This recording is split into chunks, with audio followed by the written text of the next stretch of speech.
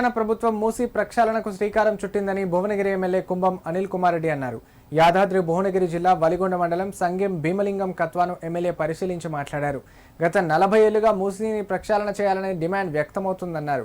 ఈ నేపథ్యంలో మూసీ కాలుష్యంతో బాధపడుతున్న ఆ పరివాహక ప్రాంత ప్రజలకి విముక్తి కలిగేలా సీఎం రేవంత్ రెడ్డి మూసీ ప్రక్షాళనకు శ్రీకారం చుట్టడంపై సర్వత్రా హర్షం వ్యక్తమవుతుందన్నారు.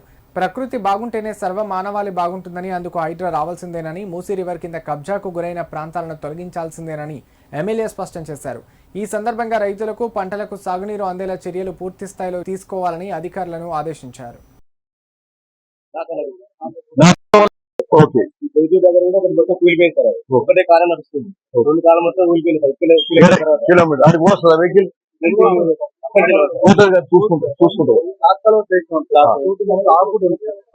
చూపెట్టండి.